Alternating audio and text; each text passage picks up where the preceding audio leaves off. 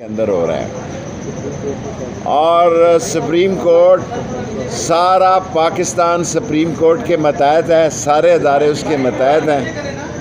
اور وہ جو لوگ کہہ رہے تھے کہ یہ تقسیم ہے، مندو خیل نے، قابل احترام مندو خیل صاحب نے ان کی آواز نکال دی۔ انہوں نے کہا یہ ہمارا مسئلہ کہ ایک کا ہے، چار کا ہے، تین یا دو کا ہے، آپ اس کے مامے نہ بنیں۔ سپریم کورٹ کا کوئی لاڈلا نہیں ہے۔ جو بحث میں نے 2 گھنٹے سنی ہے یا 1 گھنٹہ سنی ہے، اس میں 90 دن ڈی ڈے ہے۔ جو میں نے اخذ کیا ہے اس میں 90 اس میں طے کرتے ہیں، اور کیا تباہی اور بربادی کا ان کو اللہ کے بعد اب سپریم کورٹ جو ہے وہ آخری سہارا ہے۔ سپریم کورٹ سے فیصلہ جو ہے اگر وہی قانونی بقا ہے، سپریم کورٹ ہی آئینی بقا ہے۔ تمام کان کھول کے سن لیں کہ اگر سپریم کورٹ کا فیصلہ نہ ہوا تو کچھ اور ہوگا، تم ذلیل اور رسوا ہو جاؤ گے۔ نہ تمہیں آئی ایم ایف سے مل رہا ہے، نہ تمہیں یو اے ای تمہاری طرف دیکھ رہا ہے، نہ سعودی عرب دیکھ رہا ہے۔ 10 پریس کانفرنسیں کل ہوئی ہیں اور 10 بندے آٹے میں مر گئے ہیں جی۔ یعنی ایک پریس کانفرنس کا ریٹ جو ہے ایک غریب کی موت ہے۔ یہ نالائق ہیں، نااہل ہیں، یہ پارٹیسپیٹ کیا خاک کریں گے۔ اصل مسئلہ کہہ کے آپ سے اجازت چاہتا ہوں، جو پرسوں میٹنگ ہوئی اس میں یہ اطلاع دی گئی کہ جس بندے عمران خان کی پوزیشن 65% تھی وہ 71% ہو گئی ہے، اور تم پارٹیاں اپنے اپنے انتخاب پہ الیکشن لڑ رہے ہو۔ کوئی تیر پہ لڑ رہا ہے، کوئی شیر پہ لڑ رہا ہے، کوئی لالٹین پہ لڑ رہا ہے، تو الیکشن تم نے خاک لڑنا ہے۔ الیکشن سے فراری ہیں۔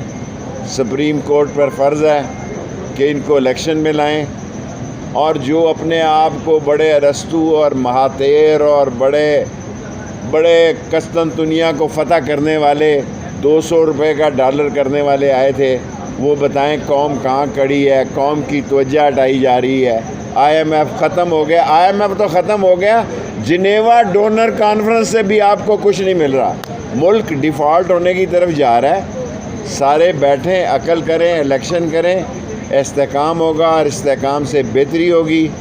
ہمیں کسی سے لڑائی جھگڑا نہیں۔ ادارے ہمارے ہیں، فوج ہمارے ہیں، عظیم ادارے ہیں، لیکن پاکستان بچانا اور سپریم کورٹ کے فیصلے پر عمل کرنا سب کا کام ہے۔ انشاءاللہ پاکستان بچے۔ رانا ثناء اللہ پاگل ہو گیا، اس کا دماغی ٹیسٹ کراؤ۔ ادھر جو پاگلوں کا ہسپتال ہے یہ ٹوک کھبے کے آگے، کسی اسے اعلیٰ ہسپتال نہ دکھانا، اس کا اسٹینڈرڈ فیصلہ آباد یہ ٹوک کھبے کے آگے حل ہے۔ اس کا دماغی توازن کراؤ۔ وہ خانہ جنگی کرانا چاہتا ہے۔ پہلے بھی اس نے منہاج القرآن میں حاملہ بیٹیوں کو قتل کیا ہے، بچ نہیں سکے گا، اللہ کی پکڑ میں آئے گا، اور اس کا دماغی توازن بتا رہا ہے کہ کچھ کرے گا ہی ضرور، کر گئی۔ اگر یہ کوئی آئینی ترمیم لے آتے ہیں تو پھر کیا ہوگا؟ سر جو مرضی ترمیم لے آئیں، ان کے پاس 2 تہائی اکثریت ہی نہیں ہے۔ بڑا سمپل بات ہے، آئینی ترمیم کے لیے 2 تہائی اکثریت چاہیے۔ 90 دن الیکشن ڈی ڈے ہے، فیصلہ سپریم کورٹ کا ہے۔ ہمارے پیسے ہیں، یہ کہتے ہیں پیسے نہیں ہیں۔ ہمارے پیسوں سے یہ لوگوں میں کمپنی کی مشہوری کے لیے انڈر گراؤنڈ الیکشن مہم کر رہے ہیں، یہ کمپیوٹر کی مہم کر رہے ہیں، آٹے کی مہم کر رہے ہیں۔ ہمارے لوگوں کے پیسے جمع ہیں۔ سپریم کورٹ کہے گی 1 منٹ میں ساری سیکیورٹی بحال ہو جائے گی، 1 منٹ میں سب کچھ ٹھیک ہو جائے گا۔ شیخ صاحب، پاکستان کی سیاست میں آپ کو اسٹیبلشمنٹ کے امور کا ماہر سمجھا جاتا ہے۔ اسٹیبلشمنٹ اس ساری صورتحال میں آپ کو کہاں کھڑی نظر آ رہی ہے؟ دیکھیں، اسٹیبلشمنٹ تو نیوٹرل ہے، اس میں کوئی شک نہیں، لیکن میں یہ چاہتا ہوں کہ اسٹیبلشمنٹ مداخلت کرے۔ یہ شیخ رشید کی خواہش ہے۔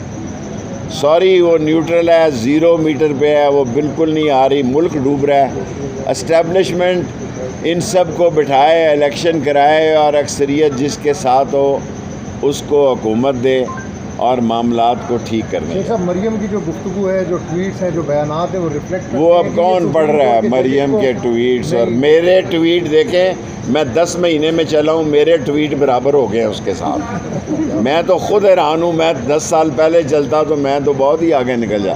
میرے اور اس کے ٹویٹ میں کوئی 10-20 ہزار کا فرق رہ گیا۔ شیخ صاحب، مجھے اور گوہر سیال کو وہاں کو